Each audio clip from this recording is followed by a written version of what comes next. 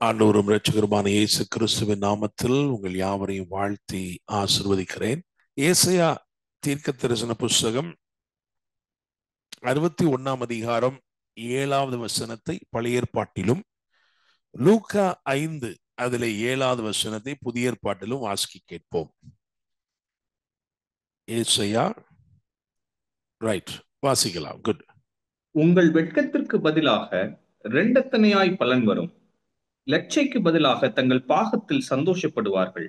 அதிநிமித்தம் தங்கள் தேசத்தில் இரட்டிப்பான சுதந்திரம் அடைவார்கள். நித்திய மகிழ்ச்சி அவர்களுக்கு உண்டாகும். ஆமென். லூக்கா 5 அதிலே 7. அப்பொழுது மற்ற படவில் இருந்த கூட்டாளிகள் வந்து தங்களுக்கு உதவி செய்யும்படிக்கு சைகை காட்டினார்கள். அவர்கள் வந்து 2 படவுகளும் அமிழத்தக்கதாக நிரப்பினார்கள். ஆமென். ஹல்லேலூயா. Praise the Lord. இன்னைக்கு ரொம்ப ப்ராஃபட்டிக்கா இந்த வேர்டை ஆண்டவர் கொடுத்ததுனால நான் நம்புகிறேன், விசுவாசிக்கிறேன். வெட்கத்துக்கு பதிலாக இரண்டத்தனையான பலன் வரும். இன்னைக்கு இந்த வார்த்தையை கேட்டுக்கொண்டிருக்கிற உங்க வாழ்க்கையில சமீபத்துல ஏதோ சில நிந்தைகள், ஏதோ சில அவமானங்கள், ஏதோ சில தலைகுனிவுகள் ஏற்பட்டிருக்கிறது என்று சொன்னால், ஆண்டவர் இன்றைக்கு சொல்லுகிறார், you will be definitely rewarded and compensated. உன் வாழ்க்கையிலே அந்த நிந்தைகள், நஷ்டங்கள், இழப்புகள், அந்த பாதைகளை நான் அறிந்திருக்கிறபடினால் நிச்சயமாக நான் ஈடு செய்வேன், இரட்டிப்பான ஒரு நன்மையை உனக்கு தருவேன். Praise the Lord. ஆமென். எனவே இந்த வார்த்தையை உங்க இருதயத்திற்குள்ளே அப்படியே வைத்துக் கொள்ளுங்கள்.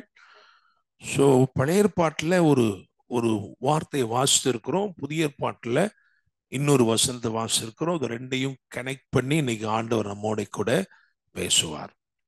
ஏசாயா 61 அதுல 1வது வசனத்தை முதல்ல வாசிக்கலாம். ஏசாயா 61 அதிலே 1. கர்த்தராகிய தேவனுடைய ஆவியானவர் என்மேல் இருக்கிறார். சிறுமைப்பட்டவர்களுக்கு சுவிசேஷத்தை அறிவிக்க கர்த்தர் என்னை அபிஷேகம் பண்ணினார். அபிஷேகம் பண்ணினார். போதும். கர்த்தருடைய ஆவியானவர் என்மேல் இருக்கிறார். கர்த்தராகிய தேவனுடைய ஆவியானவர் என்மேல் இருக்கிறார். சிறுமைப்பட்டவர்களுக்கு சுவிசேஷத்தை அறிவிக்க கர்த்தர் என்னை அபிஷேகம் பண்ணினார். அதாவது இந்த 61ஆம் அதிகாரத்திலே பிரதானமாக 3 அபிஷேகம் சொல்லப்பட்டிருக்கிறது. இந்த 3 அபிஷேகமும் இயேசு கிறிஸ்துடைய வாழ்க்கையில அப்படியே அவர் அந்த அபிஷேகத்தை உடையவராக ஊழியம் செய்தார். அதை நான் ஒரு முன்னுரையா சொல்ல விரும்புகிறேன். ஏன்னா இந்த முதல் அபிஷேகம், இங்கே சொல்லப்படுகிற அபிஷேகம் எப்படிப்பட்ட அபிஷேகம் என்றால் அறிவிக்கிற அபிஷேகம். அறிவிக்கிற, to inform, to declare. Okay, அப்ப இந்த அபிஷேகம் நம்மை இருக்கிறதுன்னு சொன்னால் அந்த அபிஷேகம் நம்மை பேச வைக்கிறது, சில காரியங்களை பிரகடனம் செய்ய வைக்கிறது. Declare, you will declare. You know, through the anointing, whatever you speak, whatever you declare, it will come to pass. It will happen. Jesus அந்த அத்தாரிட்டியில, அந்த அனாயிண்டிங்ல மூவ் பண்ணாரு. நாமும் அது போன்ற அபிஷேகத்தில் நாம் செயல்பட வேண்டும் என்று தேவன் விரும்புகிறார். சரியா? இயேசு கிறிஸ்துவுக்கு மேல இருந்த அபிஷேகம் என்று சொல்வது அளவே இல்லாத அபிஷேகம். ஓகே, நம்ம சொல்ல முடியாது 2 மடங்கு 4 மடங்கு 7 மடங்குலாம் கிடையாது. அளவே இல்லாமல் தேவன் அவருக்கு தமது ஆவியை அளவே இல்லாமல் கொடுத்திருக்கிறார். அப்படியே கொஞ்சமும் குறையாமல் நமக்கும் அந்த அபிஷேகத்தை தர அவர் உண்மையுள்ளவராக இருக்கிறார். Price the Lord. Amen. So நீங்களும் நானும் அளவே இல்லாத அபிஷேகத்தை பெற்றுக்கொள்ள வேண்டும். Price the Lord. Amen. which means we need to be filled with the Holy Spirit every now and then. Praise God. எப்பொழுதும் இந்த ஆவியினாலே நாம் நிரப்பப்பட்டு இருக்க வேண்டும். நிரப்பப்பட்டு இருந்தால் நாம் ஆவியினாலே நடத்தப்பட்டு இருப்போம். Praise the Lord. Amen. So first நீங்க குறிச்சு வச்சுக்கோங்க, இன்னைக்கு வாசிக்கிறதுக்கு நேரம் இல்லை. லூக்கா 4:18-21 வரைக்கும் பார்த்தீங்கன்னா இந்த ஃபர்ஸ்ட் அனாயிண்டிங்ல அவர் செயல்பட்டுட்டு ஜீசஸ் சொல்றாரு, இந்த வார்த்தைகள் இன்றைய தினம் நிறைவேறிற்று அப்படிங்கிறாரு. So through the anointing he was able to declare things and it came to pass. அவர் சொல்றாரு, அது நிறைவேறுது. அவர் சொல்ல ஆகும் என்று வேதம் சொல்லுகிறது. அப்படியே மார்க் 11 அதிகாரத்துக்கு வரும்பொழுது அங்க எழுதியிருக்கிறது, விசுவாசிக்கிறவனை பற்றி பேசும்போது அவன் சொல்லுகிறபடியே ஆகும். ஸோ இது அறிவிக்கிற ஒரு அபிஷேகம், to inform or to declare. Praise the Lord. சரி, இரண்டாவது ஒரு அபிஷேகம் இருந்தது. ஏசாயா 61:3 எடுத்து வாசிங்க. ஏசாயா 61:3. சியோனிலே துயரப்பட்டவர்களை சீர்படுத்தவும், அவர்களுக்கு சாம்பலுக்கு பதிலாக சிங்காரத்தையும், துயரத்திற்கு பதிலாக ஆனந்த தைலத்தையும், ஒடுங்கின ஆவிக்கு பதிலாக துதியின் உடையையும் கொடுக்கவும் அவர் என்னை அனுப்பினார். அவர்கள் இரண்டாவது நீங்க சொல்லப்பட்டிருக்கு பாத்தீங்கன்னா, அதாவது ஆனந்த தைலத்தின் அபிஷேகம். முதலாவது சொன்னேன் anointing to inform, to declare அப்படின்னு சொன்னேன். இரண்டாவது அனாயிண்டிங் டு டிரான்ஸ்ஃபார்ம். ஆனந்த தைலம், துயரத்துக்கு பதிலாக ஆனந்த தைலம். சங்கீதம் 45 அதுல 7 கூட வாசிக்கலாம். சங்கீதம் 45 அதுல 7. நீர் நீதியை விரும்பி அக்கிரமத்தை வெறுக்கிறீர், ஆதலால் தேவனே, உம்முடைய தேவன் உமது தோழரை பார்க்கிலும் உம்மை ஆனந்த தைலத்தினால் அபிஷேகம் பண்ணினார். தோழரை பார்க்கிலும் உம்மை ஆனந்த தைலத்தினால் அபிஷேகம். முதலாவது அறிவிக்கிற அபிஷேகம், இரண்டாவது ஆனந்த தைலத்தின் அபிஷேகம். இந்த அபிஷேகத்தை கொண்டு போறவங்க எந்த சூழ்நிலை இருந்தாலும் மாத்திடுவாங்க. நீங்க அந்த அனாயிண்டிங்கை கேரி பண்ண முடியும். அந்த கேரி பண்ணி நீங்க போனீங்கன்னா நீங்க போகிற இடத்தெல்லாம் துக்கம் எல்லாம் சந்தோஷமாய் மாறும். You can even transform something that was outdated into something that is trending. இது ஒன்னுக்குமே உபயோகப்பட முடியாது, அவ்வளவுதாங்க, இதெல்லாம் ஒண்ணுமே முடியாதுன்னு சொல்றதெல்லாம் நீங்க முக்கியத்துவம் வாய்ந்ததாக மாற்றிவிட முடியும். Praise the Lord. ஆமென். இந்த அனாயிண்டிங்ல ஜீசஸ் செயல்பட்டார். இயேசு இந்த அபிஷேகத்தில் செயல்பட்டு நிறைய காரியங்களை செய்தார். நீங்க சும்மா குறிச்சு வச்சுக்கோங்க. மார்க் 5:15 மற்றும் mark 5:19-20. So anointing to transform. அடுத்து ஒரு அபிஷேகம் இருக்கிறது. ஏசாயா 61:6. ஏசாயா 61 அதுல 6. நீங்களோ கர்த்தரின் ஆசாரியர் என்று சொல்லப்படுவீர்கள். ரைட், கர்த்தருடைய ஆசாரியர். அப்ப மூணாவது என்ன அபிஷேகம்னா ஆசாரியரின் அபிஷேகம். முதலாவது அறிவிக்கிற அபிஷேகம், இரண்டாவது ஆனந்த தைலத்தின் அபிஷேகம், மூணாவது ஆசாரியரின் அபிஷேகம். ஒரு நல்ல வசனம் இருக்கு, அதையும் வாசிக்கலாம். சங்கீதம் 133 அதுல 2-3. சங்கீதம் 133 2-3. அது ஆரோனுடைய சிரசின் மேல் ஊற்றப்பட்டு அவனுடைய தாடியிலே வடிகிறதும் அவனுடைய அங்கிகளின் மேல் இறங்குகிறதுமான நல்ல தைலத்திற்கும் எர்மோன் மேலும் சீயோன் பர்வதங்கள் மேலும் இறங்கும் பனிக்கும் ஒப்பாயிருக்கிறது. அங்கே கர்த்தர் என்றென்றைக்கும் ஆசீர்வாதத்தையும் ஜீவனையும் கட்டளையிடுகிறார். ஆசீர்வாதத்தையும் ஜீவனையும் கட்டளையிடுகிறார். Okay, so anointing to inform, declare சொன்னோம். ரெண்டாவது அனாயிண்டிங் டு டிரான்ஸ்ஃபார்ம் சொன்னோம். மூணாவது அனாயிண்டிங் டு பெர்ஃபார்ம் லைஃப். பாருங்க, இந்த அபிஷேகமும் இயேசு கிறிஸ்துக்குள் செயல்பட்டது. லூக்கா 8ஆம் அதிகாரம் 52-55 வரையில வசனங்களை குறித்து வைத்துக் கொள்ளுங்கள். இயேசு பாத்தீங்கன்னா இந்த ஜீவனின் பரிபூரணத்தால் இயங்கிக் கொண்டே இருந்தார். உங்களுக்குள்ளும் எனக்குள்ளும் அதே அபிஷேகத்தை தேவன் வைக்க விரும்புகிறார். நீங்களும் அப்படியே ஜீவனின் பரிபூரணத்தால் இயங்கலாம். நம்மை தேவன் ஜீவ வாசனையாக வைத்திருக்கிறார். So you also carry a favor of life, fragrance of life. அதனால நீங்களும் நானும் போற இடத்துல இப்படியாக செயல்பட முடியும். Praise the Lord. சரி, இப்ப இந்த 7வது வசனத்துல நம்ம 61 ஏசாயா 61:7 நம்ம என்ன பார்க்கிறோம் அப்படின்னா, ரெட்டிப்பான ஆசீர்வாதம் என்று நாம் தியானித்து இருக்கிறோம். அப்படித்தானே? உங்கள் வெட்கத்துக்கு பதிலாக ரெண்டத்தனையான பலன் வரும். சோ இந்த ரெண்டத்தனையான பலனை பற்றி, ரெட்டிப்பான ஆசீர்வாதத்தை பற்றி ஒரு சில குறிப்புகளை நான் சொல்லிடுறேன். பழைய ஏற்பாட்டுல நியாயப்பிரமாணம் என்ன சொல்லுச்சு அப்படின்னா, ரெட்டிப்பான ஆசீர்வாதத்தை யாருக்கு கொடுத்துச்சுன்னா, மூத்த பிள்ளைகள், முதல் பிறந்தவர்கள் அவங்களுக்கு என்ன அப்படின்னா சிரேஷ்ட புத்திர பாகம் என்று சொல்லுகிற ரெட்டிப்பான ஆசீர்வாதம், ரெட்டிப்பான பங்கு கொடுக்கப்பட்டது. அது கொடுக்கப்பட்ட நோக்கம் என்ன? இன்னைக்கு இணைந்திருக்கிற கிட்டத்தட்ட 90 குடும்பங்கள்ல எத்தனை பேரு மூத்தவர்கள் எனக்கு தெரியாது. ஆனா நீங்க மூத்தவர்களா, மூத்த குமாரனா அல்லது மூத்த குமாரத்தியா உங்க வாழ்க்கையில நீங்க இருக்கீங்கன்னா, உங்களுக்கு கீழே இருக்க இளையவர்கள் எல்லாரும் உங்களை எப்படி கன்சிடர் பண்ணுவாங்கன்னா, இன்னொரு தாயாக, இன்னொரு தகப்பனாக தான் நினைச்சுவாங்க, பார்ப்பாங்க. சரியா? நீங்க ஏதாவது அவங்களுக்கு எல்லாம் செஞ்சீங்கன்னா அவங்க சொல்லுவாங்க, அது அவங்க கடமை அப்படின்பாங்க. நீங்க அவங்களுக்கு செய்ய வேண்டிய கடமை. அது எங்க அப்பா ஸ்தானத்துல இருந்து அவர் செய்யறாரு, எங்க அம்மா ஸ்தானத்துல இருந்து செய்யறாங்கன்னு. இப்படி ஆண்டவருக்கு தெரியும். இந்த மூத்த பிள்ளைங்களுக்கு தலையில என்ன வரும்? நிறைய பொறுப்புகள் வரும். இந்த மூத்த பிள்ளைங்க தான் எல்லாத்தையுமே செய்ய வேண்டி இருக்கும்.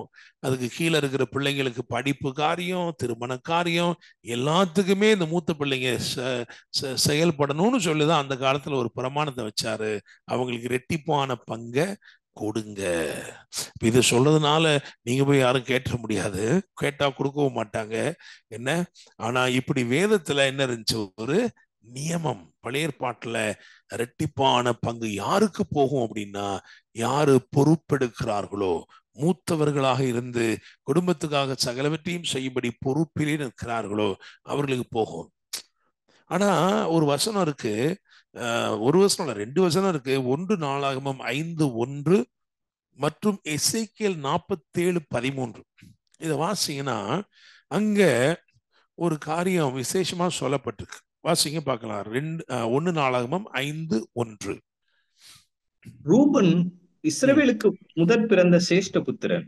ஆனாலும் அவன் தன் தகப்பனுடைய மஞ்சத்தை தீட்டுப்படுத்தினபடியினால் கோத்திரத்து அட்டவணையிலே அவன் முதற் பிறந்தவனாக எண்ணப்படாமல் அவனுடைய சேஷ்ட புத்திர சுதந்திரம் இஸ்ரவேலின் குமாரனாகிய யோசேப்பின் குமாரருக்கு கொடுக்கப்பட்டது.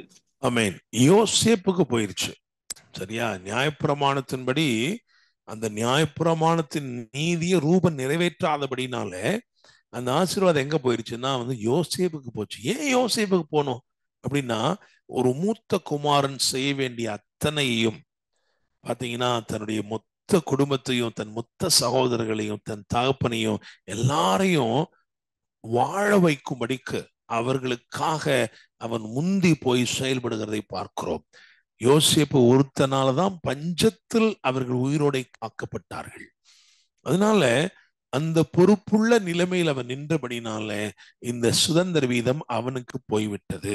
சரி, ஓகே, நியாயப்பிரமாணத்தின்படி ரெட்டிப்பான பங்குன்றோம். ரெண்டாவது நான் அவனு சொல்றேன், நேசத்து நிமித்தமாய் வருகிற ரெட்டிப்பான பங்கு. 1 சாமுவேல் 1ஆம் அதிகாரம் அதிலே 4 மற்றும் 5 அதை வாசிக்க கேட்போம். 4 மற்றும் 5.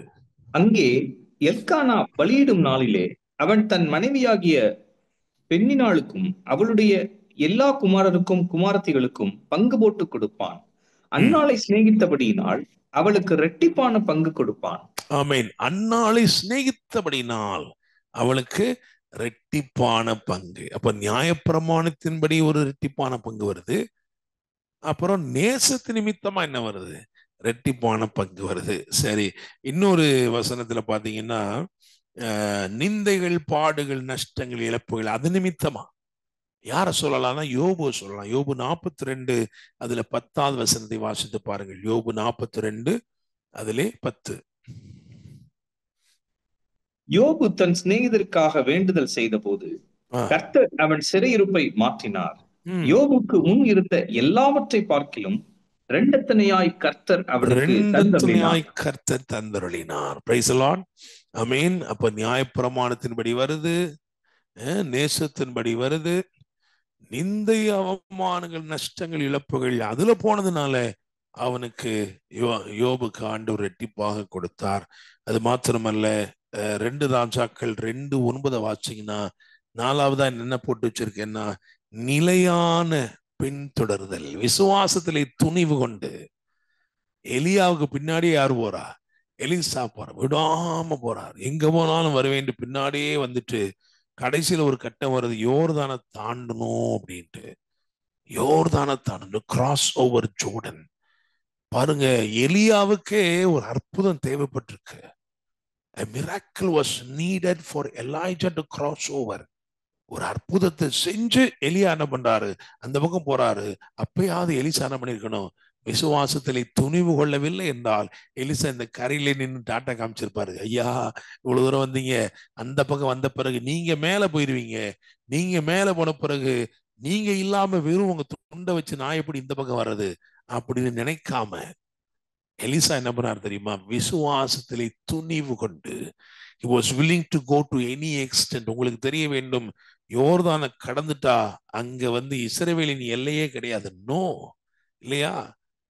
அந்த இடத்துக்கு பரவாயில்ல, நான் எல்லாவற்றையும் இழந்தாலும் பரவாயில்ல, விசுவாசத்திலே துணிவு கொள்ளுவேன் என்று வந்தவனுக்கு இரட்டிப்பான பங்கு கிடைத்தது. Praise the Lord. ஆமென். சரி, இப்படியெல்லாம் பழைய ஏற்பாட்டில் இருக்கு. ஆனா நம்ம புதிய ஏற்பாட்டில் ஒரு வசனத்தை வாசிச்சிருக்கோம். என்ன வாசிச்சிருக்கோம்? லூக்கா 5:7 வசனத்தை வாசிச்சிருக்கோம். அதுதான் முக்கியம். ஏன்னா இன்னைக்கு நான் விசுவாசிக்கிறேன், இங்க இருக்கிற யாரா இருந்தாலும் சரி, நீங்கள் ஒருவேளை உங்க வாழ்க்கையில சில நிந்தைகள், சில அவமானங்கள், சில நஷ்டங்கள், சில இழப்புகள், சில பற்றாக்குறைகள், சில வெறுமைகள், இவைகளை நீங்க பார்த்திருப்பீங்கன்னா இந்த சீசன், இந்த நாட்கள்ல தேவன் உங்கள் வாழ்க்கையில அந்த ரெண்டத்தனையான அந்த இரட்டிப்பான ஆசீர்வாதத்தை நிச்சயமாய் தேவன் உங்களுக்கு கட்டளையிடுகிறார். Praise the Lord. ஆமென். வாசிக்கலாமா? லூக்கா 5:7. லூக்கா 5:7. அப்பொழுது மற்ற படவில் இருந்த கூட்டாளிகள் வந்து தங்களுக்கு உதவி செய்யும்படிக்கு சைகை காட்டினார்கள். அவர்கள் 2 படகுகளும் அமிழத்தக்கதாக நிரப்பினார்கள். ஆமென். பாத்தீங்களா? சைகை காட்டினார்கள், சைகை காட்டினார்கள். அதாவது இந்த அற்புதத்துக்கு முன்னாடி இவங்களுடைய அசைவு, ஆக்ஷன்ஸ் எப்படி இருந்திருக்கும்னா, ஏன்னா இரவெல்லாம் பிரயாசப்பட்டு ஒன்றும் அகப்படவில்லை. they tried their best, they toiled their best. முடிஞ்சதெல்லாம் செஞ்சு பார்த்துட்டாங்க, ஆனா ஒண்ணுமே நடக்கவே இல்லை. பாருங்க, ஆண்டவர் பேதுருவை முன்குறிச்சிருந்தாரு. அவருக்கு தெரியும், இந்த பெரிய குடும்பம், இந்த சீஷர்கள் குடும்பத்துக்கு ஒரு மூத்தவன் இருக்கிறான்னா அவன் யாரு? இந்த பேதுரு தான். Responsible person. இந்த பிளான் ஆஃப் காட், ஆண்டவருடைய திட்டத்தின்படி ஆண்டவர் பேதுருவை ஒரு ரெஸ்பான்சிபிள் பர்சனா, ஒரு மூத்தவனா பார்க்கிறாரு. அவர் எல்லா நீதியின்படியும் அவனை ரெட்டிப்பா ஆசீர்வதிக்கணும்னு அவரு நினைச்சிட்டாரு. Price the Lord. இரவெல்லாம் பிரயாசப்பட்டு ஒன்றும் அகப்படவில்லை, வெறுமையா இருந்த போது வேதம் சொல்லுகிறது, இயேசு கடல் கரையிலே நின்ற 2 படகுகளை கண்டார். ஹல்லேலூயா. Praise the Lord. ஆமென்.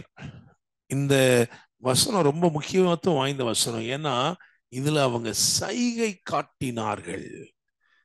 தேவன் உங்களை நிறைச்சிட்டாரு அப்படின்னா, உங்களை நிறைக்கிறாரு அப்படின்னா, நான் சொல்லுவேன், you cannot handle it. You cannot handle it. When God releases his abundance into your life, you will never be able to handle it by yourself. Praise the Lord. ஆமென். உதவி செய்ய கேட்டாங்க, சைகை காட்டி மற்ற படவில் இருக்கிறவர்கள் உதவி செய்யும்படி சைகை காட்டினார்கள். ஏன்னா, எப்பா இந்த திரட்சி எங்களால ஹேண்டில் பண்ண முடியல. ஹல்லேலூயா. Praise the Lord. ஆமென். இந்த பிரசங்கத்தை பண்ணும் பொழுது நீங்க அதை அப்படியே விசுவாசிக்கணும். எனக்கும் இப்படி நடக்கும்னு விசுவாசிக்கணும். ஆமென். நீங்க என்ன நினைக்க கூடாதுன்னா, நாங்க எங்க போய் மீன் பிடிக்கிறோம் பாஸ்டர் நினைக்க கூடாது. நீங்க எங்க இருக்கிறீங்களோ, வேலையில என்ன செய்றீங்களோ, அதுல ஒரு திரட்சியை கொடுக்க தேவன் உண்மையுள்ளவர். ஹல்லேலூயா. Praise the Lord. சரி, 5:2 வாசிங்க. அப்படியே போலாம் மெதுவா. 5:2. லூக்கா 5:2. அப்பொழுது கடற்கரையில் நின்ற 2 படகுகளை கண்டார். மீன் பிடிக்கிறவர்கள் அவைகளை விட்டு இறங்கி வலைகளை அலசி கொண்டிருந்தார்கள். ஆமென். Praise the Lord. அவங்களுக்கு ஒரு பேர் கொடுக்கப்பட்டு பாருங்களேன், மீன் பிடிக்கிறவர்கள். மீன் பிடிக்கிறவர்கள் அவைகளை விட்டு இறங்கி வலைகளை அலசி கொண்டிருந்தார்கள். அல்லேலூயா. இந்த செட்டப் எப்படி அழகா இருக்கு. ஆண்டவர் வராரு, திரளான ஜனங்கள் தெய்வ வசனத்தை கேட்கும்படி அவரிடத்தில் நெருங்கினார்கள். அப்பொழுது இந்த பக்கம் ஒரு திரட்சி இருக்கு, இந்த பக்கம் ஒரு வறட்சி இருக்கு இல்லையா? கடல் கரையிலே ஒரு திரட்சி, கடலுக்குள்ளே ஒரு வறட்சி. ரெண்டையுமே ஆண்டவர் பார்க்கிறார். 2 படகு நிக்குது.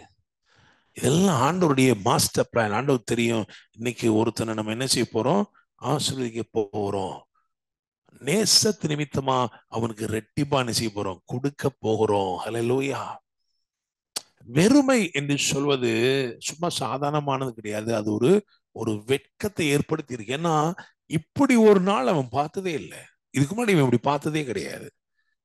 அவ்வளவு வெறுமை, ஒண்ணுமே அகப்படல. அவன் கண்ணெதிர எல்லாரும் போயிட்டு இருக்கிறாங்க, ஆனா ஒண்ணுமே அகப்படல. அப்படி நிக்கும்போது கடல் கரையில இந்த படகுகளை கண்டார். மீன் பிடிக்கிறவர்கள் அவைகளை விட்டிறங்கி வலைகளை அலசி கொண்டிருந்தார்கள். ஹல்லேலூயா. நான் நினைக்கிறேன், மீன் பிடிக்கிறவர்கள்னு போட்டு பார்த்தீங்களா, அதனால மீன்களுக்கு அவர்களை பிடிக்கவில்லை. மீன்களுக்கு அவர்களை பிடிக்கவில்லை. எனக்கு ரொம்ப ஆச்சரியம். ஏன்னா இவ்வளவு மீன்கள் எங்க இருந்து வந்துச்சு? இந்த கடல்ல இவ்வளவு நேரம் அவங்க பார்த்து ஒண்ணுமே இல்லையே அப்படின்னா, இவங்களுக்கு பேர் என்னன்னா மீன் பிடிக்கிறவர்கள். ஆண்டவருக்கு பேர் என்னன்னா மீன் படைக்கிறவர். பாத்தீங்களா? அவர் மீன் படைக்கிறவர், இவர்கள் மீன் பிடிக்கிறவர்கள். இவர்கள் மீன் பிடிக்கவில்லை, ஏன்னா மீனுக்கு இவர்களை பிடிக்கவில்லை. அவர் மீன் படைக்கிறவர், அதனால மீன்களுக்கெல்லாம் அவர் ரொம்ப பிடிச்சிருச்சு. ஹல்லேலூயா. என்னை கேட்கும் தேவ பிள்ளைகளை பாருங்க, ஒரு வலைதான், ஆனா அந்த மீன்கள்லாம் முண்டி அடிச்சுக்கிட்டு வந்துருச்சு உள்ளுக்குள்ள. அதுங்களுக்கு தெரியும் இந்த வலை பத்தாதுன்னு தெரியும். இருந்தாலும் என்ன பண்ணிருச்சுன்னா, வலைய போட சொன்னவர் நம்மை படைத்தவர். ஹல்லேலூயா. அதனால அந்த மீன்கள் என்ன பண்ணுச்சுன்னா பாத்தீங்கன்னா, தீவிரித்து வந்து எவ்வளவு மீன் உள்ள விழ முடியுமோ அவ்வளவு மீன் விழுந்துருச்சு. அதனாலதான் அவங்களால அதை ஹேண்டில் பண்ணவே முடியல. ஹல்லேலூயா. Praise the Lord.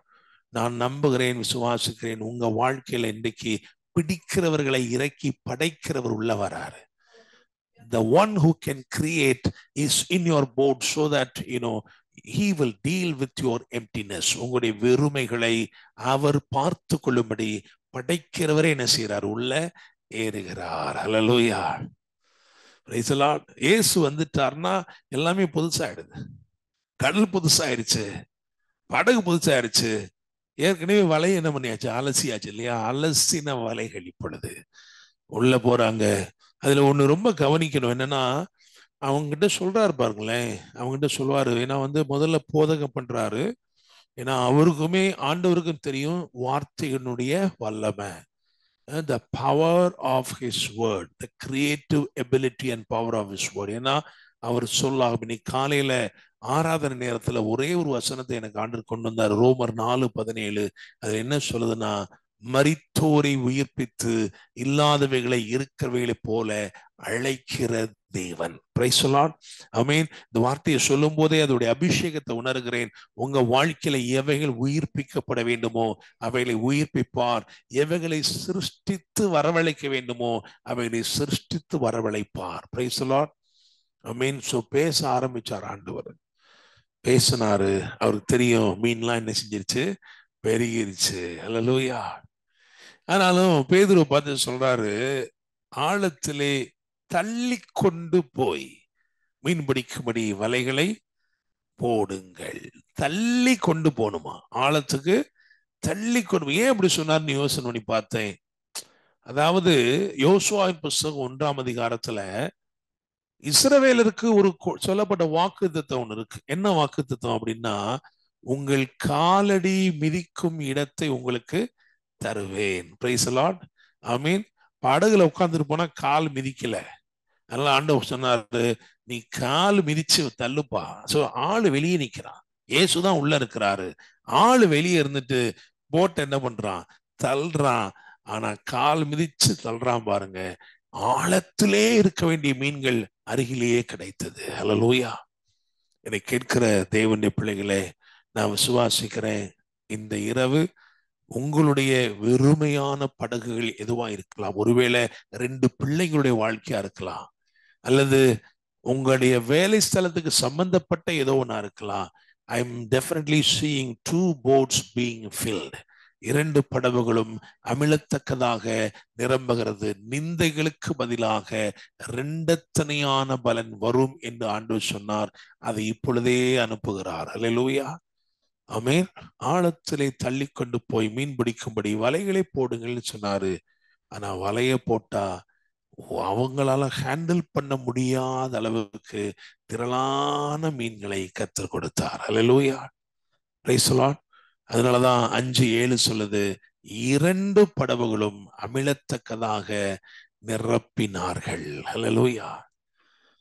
So abundance, God gave them an abundance that Peter could not handle. பேதுரு நினைச்சிருப்பாரு, இதை பெறுவதற்கு என்கிட்ட என்ன இல்லை, தகுதியில். அதனாலதான் ஆண்டுடைய பாதத்தில் விழுந்து சொன்னார், ஆண்டவரே, நான் பாவியான மனுஷன், என்னை விட்டு போகலான்னு. யோசிச்சு பாருங்களேன். அதாவது நானா இருந்திருந்தா கூட சொல்லியிருப்பேன், ஆண்டவரே நாளைக்கு இந்த பக்கம் வந்துருங்க, இல்லையா?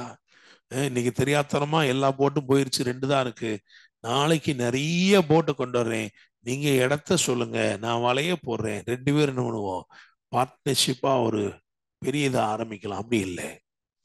பாருங்க, ஆண்டவர் நல்லா தெரியும், இவ்வளவு திரட்சியானது கொடுத்தாலும் ஆண்டவருக்கு ஒண்ணு தெரியும், இன்னைக்குதான் இந்த காரியத்துல அவனுக்கு ஃபைனல் டே. Praise God. அல்லேலூயா. ஆமென். ஆமென். இதுவரைக்கும் வாழ்க்கையில பார்க்காத மீனை கொடுத்து, அவ்வளவு நிறைவானதை கொடுத்து அவன் அழைத்தார். இது முதல் உங்களை மனுஷர்களை பிடிக்கிறவர்களாய் மாற்றுகிறேன். Price the Lord. You know, God is very good in profiling. உங்களுக்கு ஒரு ப்ரொஃபைல் பண்றாரு. நான் சொல்றேன், நீங்க நஷ்டத்தின் பாதையிலோ இழப்புகளின் பாதையிலோ இருந்தால் கலங்க வேண்டாம். உங்களுக்கு ஒரு ப்ரொஃபைல் பண்ணுவாரு. உங்களை சூப்பரா நிறைவா கொண்டு வந்துட்டு தான் நேசத்து நிமித்தம் உங்களை அழைப்பார். அல்லேலூயா. ஆமென். ஒருவேளை ஏன்னா நம்முடைய தேவன் சந்தர்ப்பவாதி கிடையாது. நம்ம தேவன் யாரு இல்ல, சந்தர்ப்பவாதி கிடையாது. பேதுருவே, பாத்தியாப்பா உன் நிலைமை, நீ என்கிட்ட வேணாம்னு சொல்லிட்டு வந்துட்ட, உன் நிலைமை என்ன ஆயிடுச்சு பாத்தியாப்பா, சரிப்பா வாப்பான்னு சொல்லல. ஆண்டவர் சொன்னாரு, நீ என்னை விட்டு பின்னாடி போனாலும், நான் வேணாண்டு நீ போனாலும் என்னுடைய நேசம் மாறுவதே இல்லை. இந்த உன்னுடைய எல்லைகளுக்குள் நான் வந்து உன்னுடைய ஆத்மாவை திருப்தி செய்கிற ஒரு அற்புதத்தை செய்து திரட்சியானவைகளை தந்து நான் உன்னை அழைத்தார். அல்லேலூயா. ஆமென். இன்னைக்கு காலையில நான் ஜெபம் பண்ணிட்டு இருந்தேன், அதிகாலையில. அப்ப நான் ஒரு காரியத்தை உணர்த்தப்பட்டேன். இன்னைக்கு நம்ம எங்கேயோ 2-3 இடத்துல பிரசங்கம் பண்ண போறோம். ஆனா பிரசங்கம் பண்ற இடத்துல யாரோ ஒருவரோ அல்லது சிலரோ தங்களை ஊழியத்திற்கு அர்ப்பணிக்க போகிறார்கள் என்று உணர்த்தப்பட்டேன். Price the Lord. ஆமென். இன்னைக்கு எனக்கு பேசுவதற்கு வேற சத்தியங்கள் இருந்தாலும் இதை எடுத்து இந்த இரட்டிப்பான பங்குக்கு இங்கதான் வரணுமா? ஆமா, இங்கதான் வரணும். ஏன் அன்னாளை பத்தி கூட பேசியிருக்கலாம், அன்னாளுக்கு இரட்டிப்பான பங்கு இருந்ததே, ஏன் யோசேப்புக்கே இருந்ததே, அதெல்லாம் பேசல. ஆனா இந்த பேதுருவை குறிப்பாய் பேசும்படி சொன்னார். ஏன்னா ஒருவேளை கர்த்தர் உங்ககிட்ட ஊழியத்தை பற்றி பேசி கொண்டிருக்கிறார்னு சொன்னால் அவருடைய நேசம் உங்க வாழ்க்கையில வெளிப்படும். ஹல்லேலூயா. உங்க வாழ்க்கையில அவர் அற்புதத்தை நிச்சயமாக செய்வார். ஹல்லேலூயா. Praise the Lord. ஆமென். அவர் கடலுக்குள்ள பேதுருவோடு போனாரு. திரும்பமா பேதுரு கரையிலே கிறிஸ்து இயேசுவோடு நடக்க ஆரம்பித்தான். சில வாரங்களுக்கு முன்னாடி பேசும்போது நான் சொன்னேன், பாத்தீங்கன்னா, see to leave the boat, அதுவே பெரிய விஷயம்தான். to leave the nets பெரிய விஷயம்தான். வலைகளை விட்டுட்டு போறான், பரவாயில்ல. இது எல்லாத்தையும் தாண்டி they were able to leave the best catch. அப்படிதானே?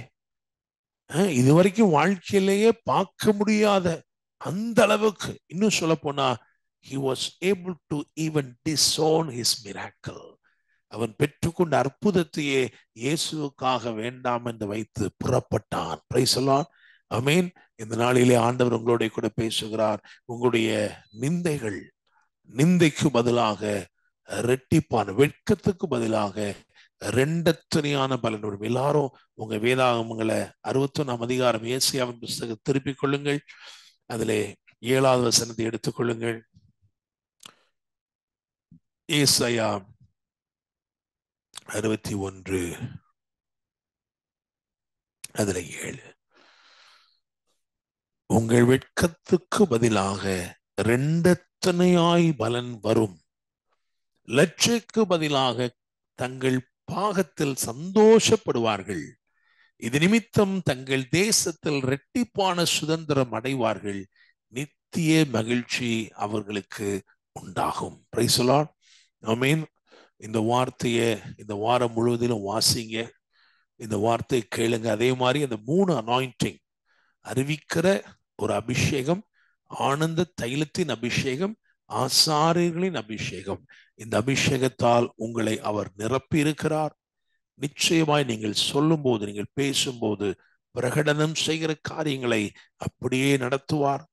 மாத்திரமல்ல, நீங்க போகிற இடத்துல துயரத்துக்கு பதிலாக ஆனந்த தைலம், முச்சடிக்கு பதிலாய் தேவதார விருட்சம், சாம்பலுக்கு பதிலாய் சிங்காரம். You can transform people through the anointing that you have received.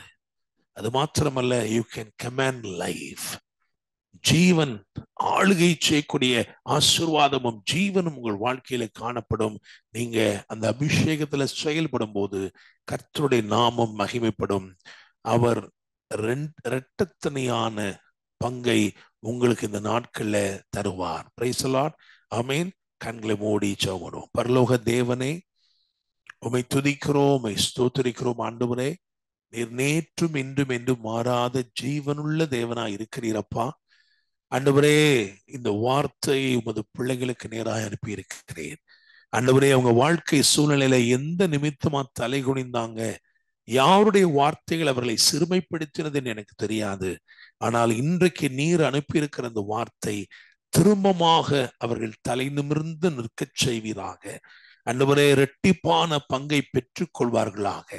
ஆண்டவரை, எங்கே சிறுமைப்பட்டார்களோ அங்கேயே சிங்காசனத்தில் அமர்ந்திருப்பார்களாக என்று ஜெபிக்கிறோம். ஆண்டவரே, ஸ்தோத்திரம் தகப்பனே. கர்த்தர் மகிமைப்படுகிற நாட்களின் நாட்கள், கர்த்தர் பெரிய காரியங்களை செய்வதாக. ஆண்டவரே, கிறிஸ்து இயேசுவுக்குள் காணப்பட்ட இந்த அபிஷேகத்தை எங்கள் ஒவ்வொருவர் மேலும் நீர் வைக்கிறீர் அப்பா. ஸ்தோத்திரம் தகப்பனே. உமது ஆவியை அளவில்லாமல் நாங்களும் பெற்று ஆண்டவரே, பரிசுத்தமாய் வாழ, பிரியமாய் வாழ, பிரயோஜனமுள்ள வாழ்க்கை வாழ அனுக்கிரகம் பண்ணும் ஆசீர்வதியும் தகப்பனே. ஆண்டவரே, இந்த வார்த்தைகள் தொடர்ந்து உடைய பிள்ளைகளுக்கு நன்மை செய்யட்டும். நினைத்தருளும் ஆண்டவரே, அந்த டபுள் போர்ஷன் ஆஃப் பிளெஸிங்கை ரிலீஸ் பண்ணுகிறோம். இன் ஃபேவர் ஆண்டவரே, in anointing and in every blessing, let your people receive a double portion, a double measure. Thank you, Lord. நீர் இப்படி செய்கிறதற்காக நன்றி. ஆண்டவரே, let us hear testimonies of abundance that is released by God, abundance that they are not able to handle and carry. ஆண்டவரே, ஸ்தோத்திரப்பா, நிறைவான பலன்களை தந்து வழிநடத்தும் ஆசீர்வதியும் எல்லாவற்றையும் பார்த்து கொள்ளும். விசேஷமாக ஆண்டவரே, ஸ்தோத்திரம், தங்கள் பிள்ளைகளுக்காய் மன்றாடுகிறவர்கள் உண்டு தகப்பனே. ஆண்டவரே, அவர்களை கண்ணோக்கி பாரும். ஆண்டவரே, அவருடைய சூழ்நிலைகளுக்குள் ஆண்டவரே நீர் கடந்து வந்து அற்புதங்களை செய்யும் தகப்பனே. நீர் ஒரு நாளும் வெறுமையாய் வீடு திரும்ப விடாத தேவனாய் இருக்கிறீர். நிறைவானவைகளை தந்து நடத்தும், ஆச்சரியமானவைகளை நடப்பியும் ஆசீர்வதியும். உடைய ஜனங்கள் பிரமிப்புண்டாகும்படி செய்யும். மீட்பெரும் இரட்சகருமான இயேசு கிறிஸ்துவின் நாமத்தில் ஜெபிக்கிறோம். ஜெபம் கேளும் ஜீவனுள்ள நல்ல தகப்பனே, ஆமென். என் ஆத்துமாவே கர்த்தரை ஸ்தோத்திரி, என் முழுமே பரிசுத்த நாமத்தை ஸ்தோத்திரி. என் ஆத்துமாவே கர்த்தரை ஸ்தோத்திரி, கர்த்தர் செய்த சகல உபகாரங்களையும் மறவாதே.